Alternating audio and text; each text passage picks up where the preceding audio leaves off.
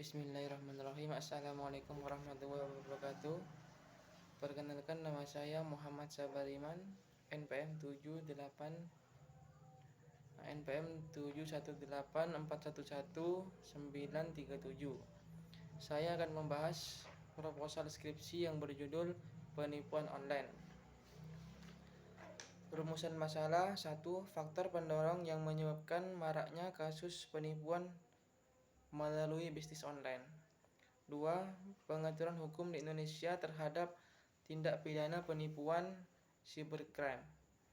3. Bagaimana bentuk pertanggungjawaban terhadap pelaku tindak pidana penipuan online. Faktor pendorong yang menyebabkan maraknya kasus penipuan melalui bisnis online.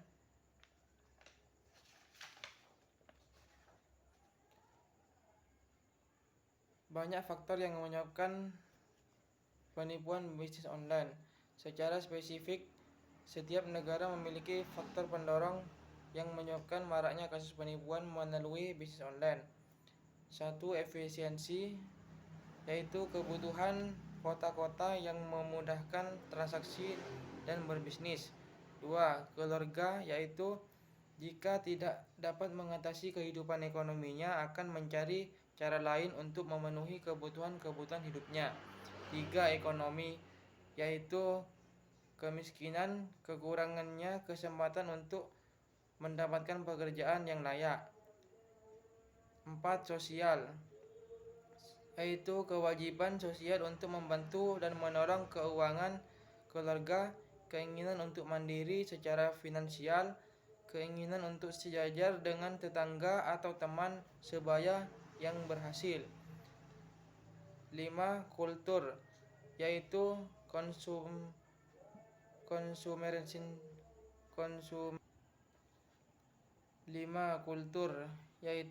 konsumerisme atau materialistik, keinginan untuk mendapatkan uang dengan mudah. 6.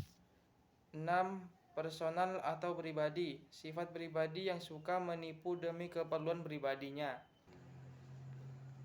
Faktor hukum di Indonesia terhadap tindak pidana penipuan cybercrime. Apa yang dimaksud dengan cybercrime? Cybercrime merupakan bentuk-bentuk kejahatan yang timbul karena pemanfaatan teknologi internet. Perkembangan yang pesat dalam pemanfaatan jasa internet mengundang untuk terjadinya kejahatan.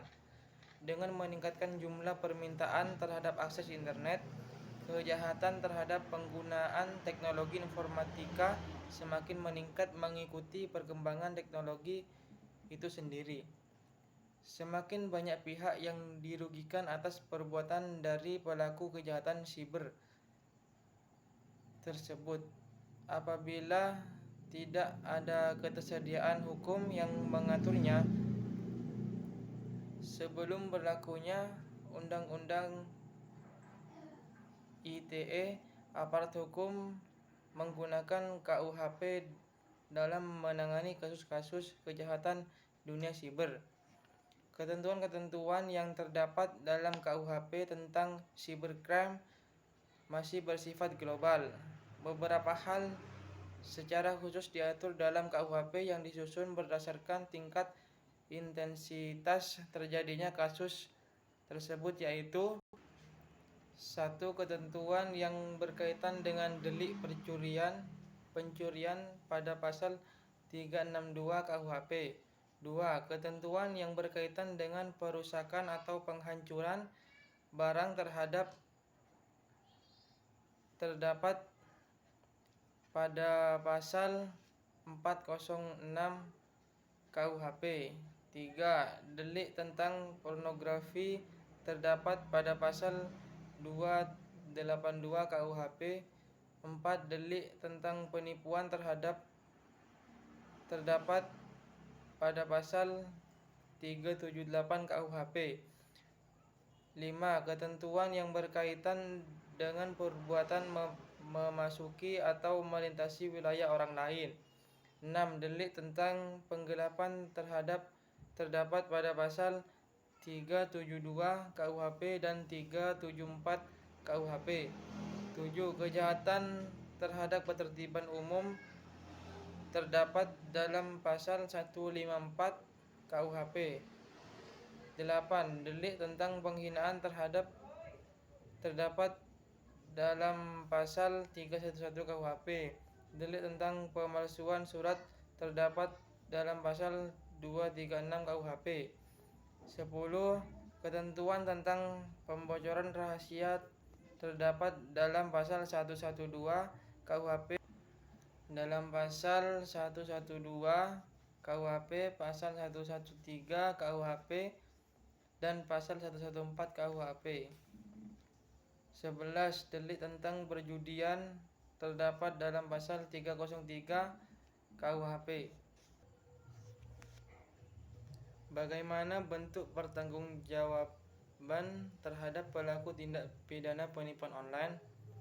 Syarat dalam pembebanan pertanggungjawaban pidana pada pelaku tindak pidana penipuan online adalah terpenuhinya segala unsur tindak pidana dan tujuan dari perbuatan tersebut dapat dibuktikan bahwa memang sengaja dilakukan dengan keadaan sadar akan dicelanya perbuatan tersebut oleh undang-undang.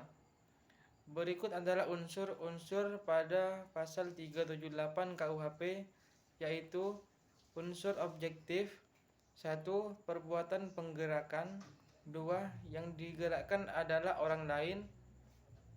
3. Tujuan perbuatan adalah menyerahkan benda, memberikan dan menghapuskan piutang. Unsur subjektif. 1. Maksud dari perbuatan tersebut adalah untuk menguntungkan diri sendiri dan atau orang lain. 2. Dengan melawan hukum.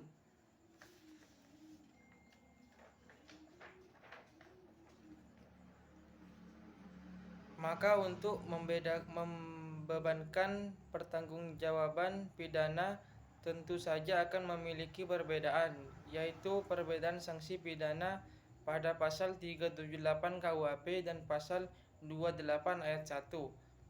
Bila pada pasal 378 KUHP hanya terdapat sanksi pidana penjara selama 4 tahun, sedangkan pada pasal 28 ayat 1 Undang-Undang ITE tidak secara langsung mencantumkan sanksi pidana, melainkan tertera pada pasal 45 ayat 2 Undang-Undang ITE, yaitu sanksi pidana penjara paling lama 6 tahun dan subjek hukum badan 6 tahun, dan juga terdapat sanksi denda sebesar 1 miliar rupiah.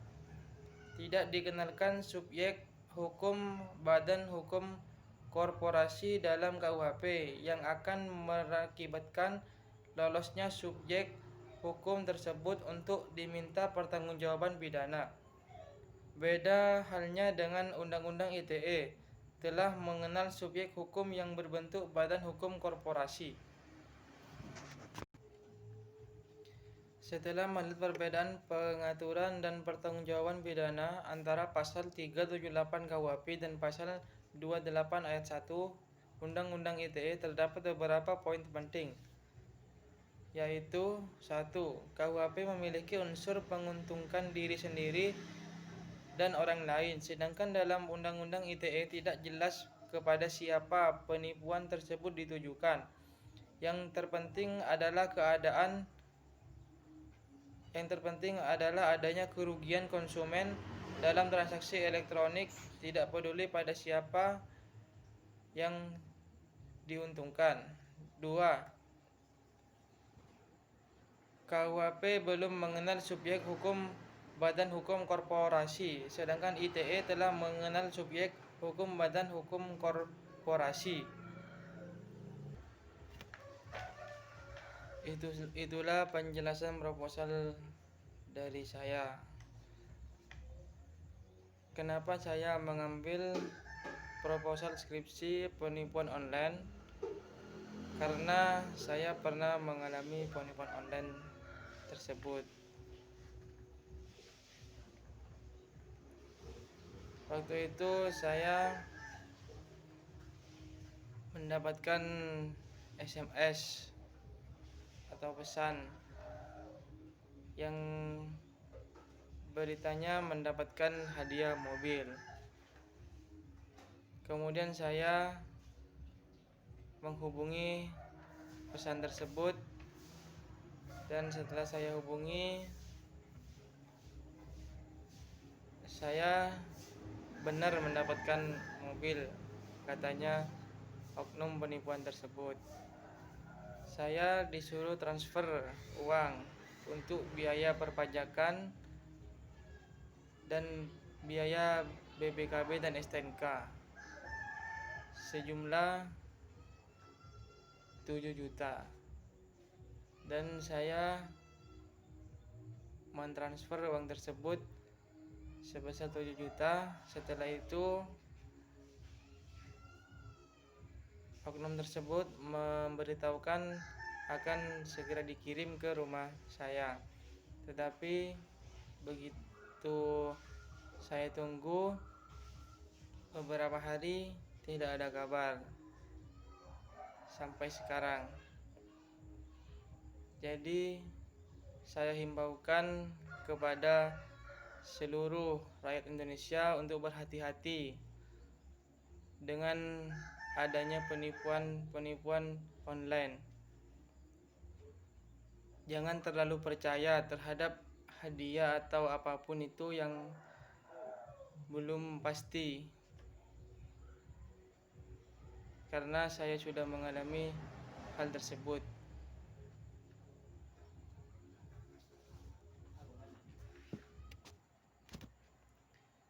Sekian dari penjelasan saya, kurang lebihnya saya mohon maaf. Assalamualaikum warahmatullahi wabarakatuh.